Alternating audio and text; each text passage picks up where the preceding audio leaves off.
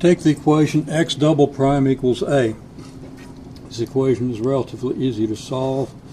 If we integrate x double prime with respect to t and integrate a with respect to t, where a is regarded as some constant which we can identify with acceleration if we wish.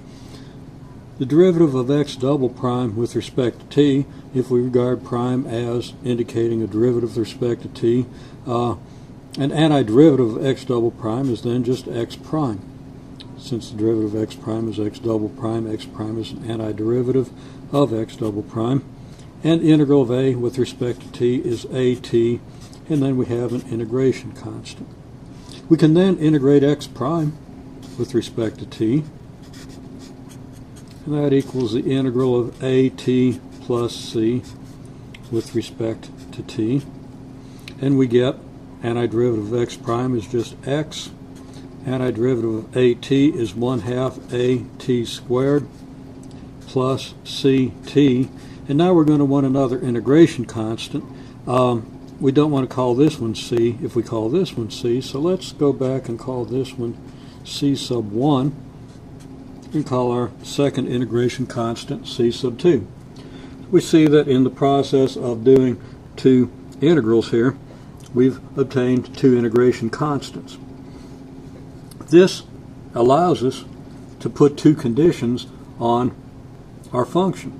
We could specify, for example, that the value of x at t equals 0 is 12 and the value of x prime at t equals 0 is 7. If this is motion, this would correspond to setting an initial position equal to 12 and an initial velocity equal to 7. So applying first this condition to our function, we get x equals 1/2 a times 0 squared plus c1 times 0 plus c2 equals, well, we have 0 here, 0 here. That's just c2, and that should equal 12.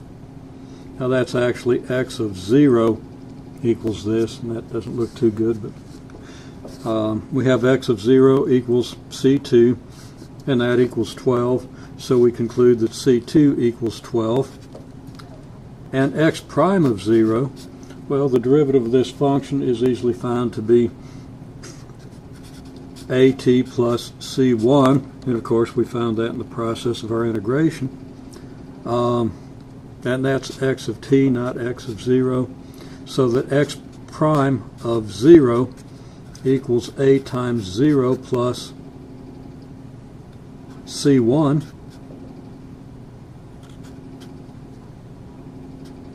which equals c1, and since c1 equals 7, we conclude that c1 is 7, and our function is x of t equal 1/2 at squared plus 7t plus 12.